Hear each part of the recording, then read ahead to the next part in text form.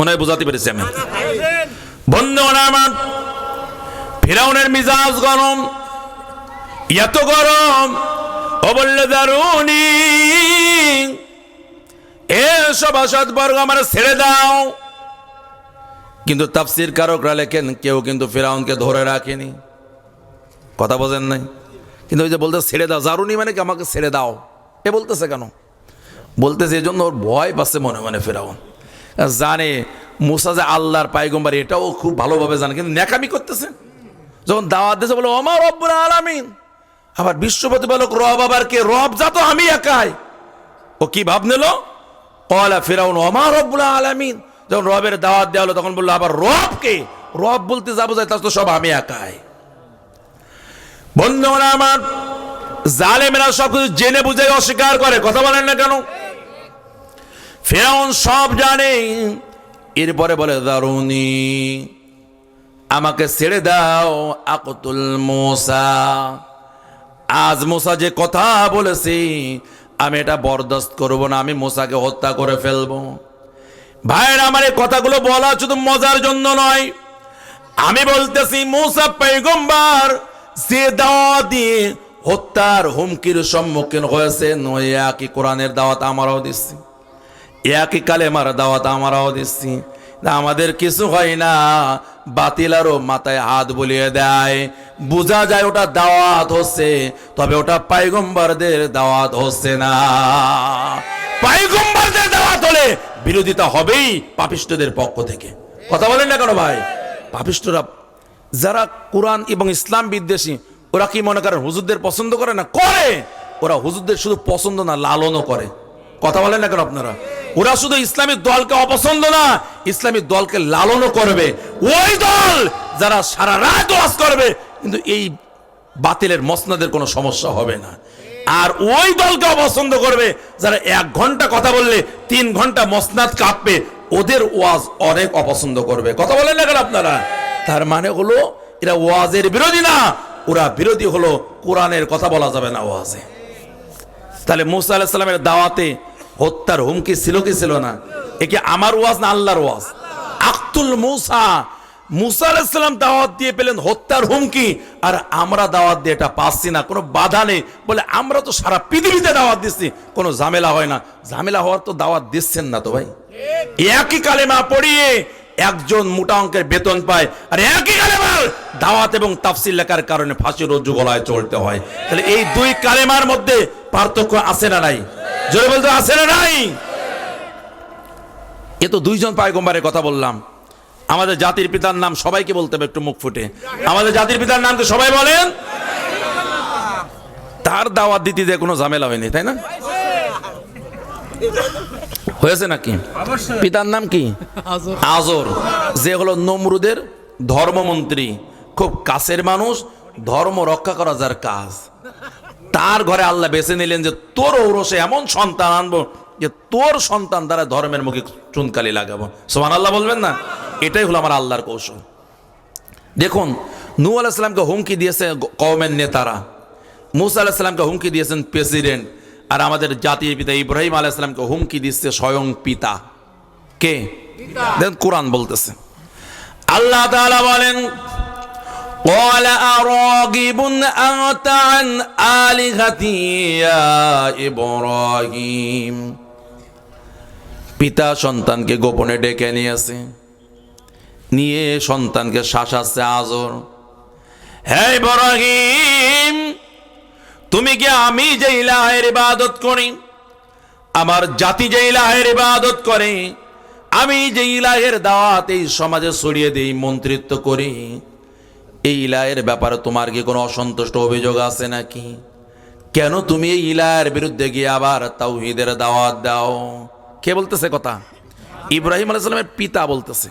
দেখুন একটু ভালো করে, এই কথা বলার পরে এবার হুমকি, ও ইব্রাহিম, তুমি আমার সন্তানের কথা কিন্তু আমি ভুলে যাব।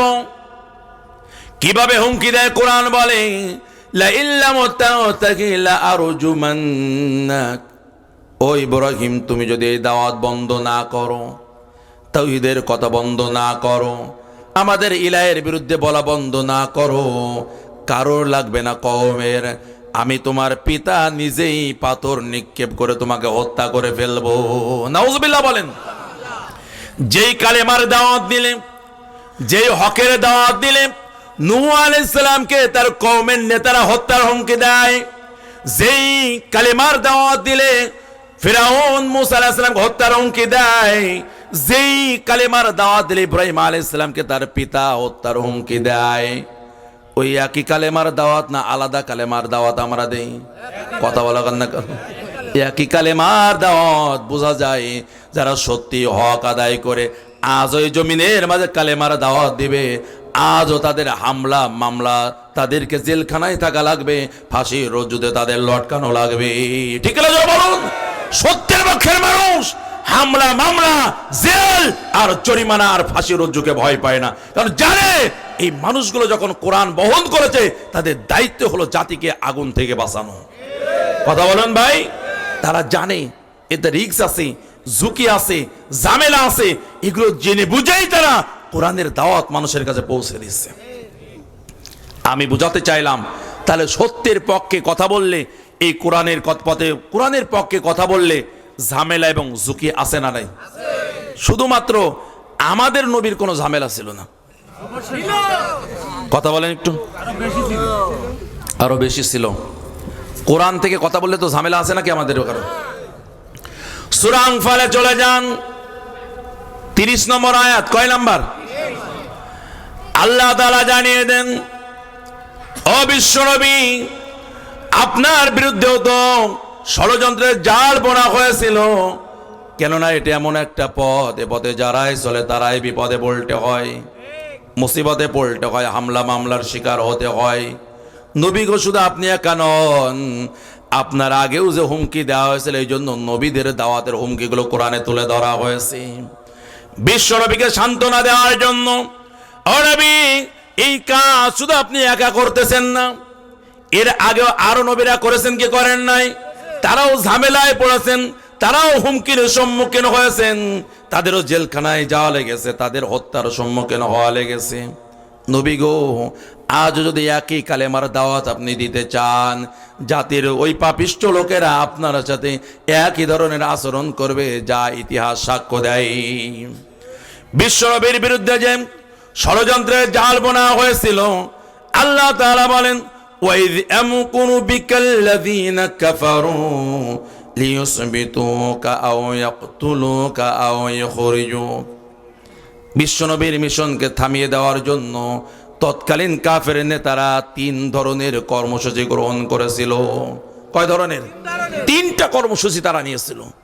কারণ ইসলামের ঝান্ডাকে নিভিয়ে দিতে হবে, ইসলামের পতাকাকে এরকম নিমজ্জিত করে দিতে হবে, ইসলামকে মিশিয়ে দিতে হবে, এই মিশনকে থামিয়ে দিতে হবে। কয়টা পরিকল্পনা? জোরে বলেন কয়টা? আজকেও যারা ওই রসুলের আশিক, আদর্শের সৈনিক, উম্মত দাবি করবে, এই 3টের কোন একটা তাদের জীবনে আশা লাগবেই লাগবে। 1 নাম্বার হলো তারা সিদ্ধান্ত নিয়েছিল নবীজিকে আর এই মক্কায় রাখা যাবে না, তাকে মক্কায় রাখা যাবে তবে তাকে উন্মুক্ত রাখা যাবে না, স্বাধীন খোলা রাখা যাবে না, তাকে জেলের প্রকোষ্ঠ ঢুকিয়ে দিতে হবে। জোরে বলেন না নাউজুবিল্লাহ। 2 নম্বর সিদ্ধান্ত হলো তাকে জেলখানায় রেখে চূড়ান্তভাবে বিজয় লাভ করা যাবে না, এই দেশ থেকে তাকে নাগরিকত্ব কেটে বের করে দিতে হবে। এরপর সিদ্ধান্ত হলো না, এটাও করলে আমরা রক্ষা পাবো না, কারণ তার সৈনিকরা হলো এমন সৈনিক যে এই নেতার নেতৃত্বে আমাদেরকে আবার এই মক্কা দখল করে নিতে পারে। 3 নম্বর যে সিদ্ধান্ত হলো এই বাতিকে চিরতরে নিভিয়ে দিতে হবে। জোরে বলেন না নাউজুবিল্লাহ। আমার আল্লাহ তাদের এই ষড়যন্ত্রকে কি মোকাবেলা করেছেন কি করেন নাই? আজও যারা এই দ্বীনের পক্ষে, এই দ্বীনের পক্ষে অবস্থান করে সামনে এগিয়ে যাবেন, তাদেরকেও সিকিউরিটি দিবেন স্বয়ং মহান আল্লাহ তাআলা। বন্ধুগণ আমার, আমি আপনাদের একটা মেসেজ দিতে চাই, যারা সত্যিকারের মুমিন, প্রকৃত মুমিন, তারা বেঁচে থাকলেও লাভ, মরে গেলেও লাভ। কি বলেছি? যারা প্রকৃত মুমিন তারা বেঁচে থাকলেও লাভ, মারা গেলেও লাভ।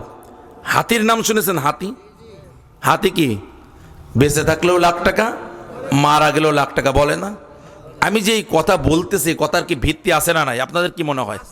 হ্যাঁ, অবশ্যই আমি আন্দাজে বলতেছি না, আল্লাহ কোরআনে বলে দিচ্ছেন যদি প্রকৃত মুমিন হও বেঁচে থাকলেও লাভ, মরে গেলেও লাভ। তার কারণ হলো প্রকৃত মুমিন যদি বেঁচে থাকে আল্লাহ বলেন তুমি বিজয়ী, সুবহানাল্লাহ বলেন। আর যদি তুমি মারা যাও তাহলে তুমি শহীদ। তুমি বেঁচে থাকো অথবা মরে যাও, তোমার জীবনে কোনো পরাজয় নেই।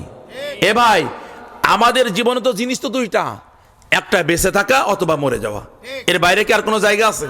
কথা বলুন, হয় বেঁচে থাকা অথবা মরে যাওয়া। আর আল্লাহ বলতেছেন তুমি বেঁচে থাকলেও লাভ, মরে গেলেও লাভ। বেঁচে থাকলে হলে তুমি বিজয়ী, আর মারা গেলে তুমি হলে শহীদ। তোমার জীবনে তুমি মুমিন, তোমার জীবনে কোনো পরাজয় নেই। কিন্তু তুমি যদি বাতিল হও, তাগুত হও, তুমি বেঁচে থাকলেও লস, মরে গেলেও বেশি লস। বেঁচে থাকলে মানে হলো তুমি যতদিন বেঁচে থাকবা তোমার গুনাহের পাল্লাটা ভারী হতে থাকবে। তুমি মারা যাবে, আব্দুল্লাহ ইবনে উবাইয়ের নেতৃত্বে জাহান্নামে চলে যেতে হবে। তার মানে হলো তুমি তাগুতের পক্ষে।